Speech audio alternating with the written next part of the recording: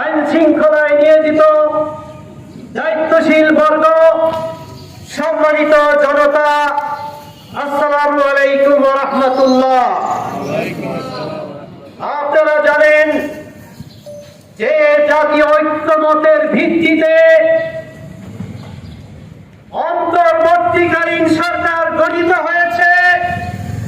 সেই জাতীয় ঐক্যমতের ভিত্তিতেই জুলাই সনদের আইনগত ভিত্তি দিতে হবে।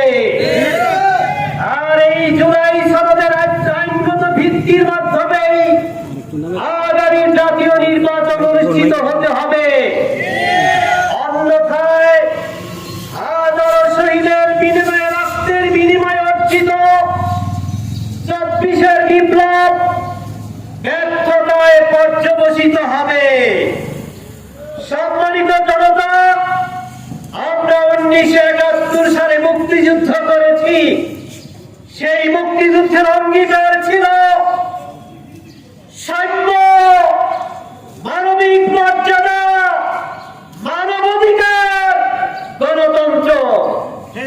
অত্যন্ত দুঃখের বিষয়, পরবর্তী সময়ে যারা বাংলাদেশ শাসন করেছেন, প্রথম ক্ষমতায় এসেই গণতন্ত্রকে গণজীবন হত্যা করেছেন। প্রথম ক্ষমতায় এসেই বৈষম্য, সামাজিক বৈষম্য, শিক্ষার বৈষম্য, বিচারের বৈষম্য সৃষ্টি করেছেন।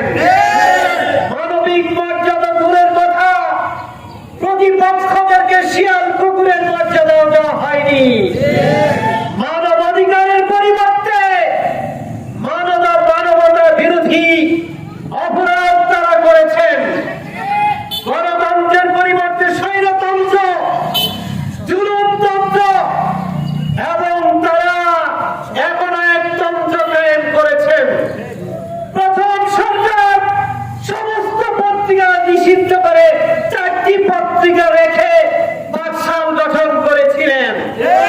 সেই প্রতিবাদের একটা পর্যায়ে বিদায় হয়েছে। এরপরেও যারা সরকার গঠন করেছেন, এ যাবৎ যারাই লঙ্কা দিয়েছেন তারাই রাবণ হয়েছেন। সরকার গঠন করার পরেই স্বৈরাচারী মনোভাব, জুলুমতন্ত্রের মনোভাব সৃষ্টি হয়েছে, যার জন্য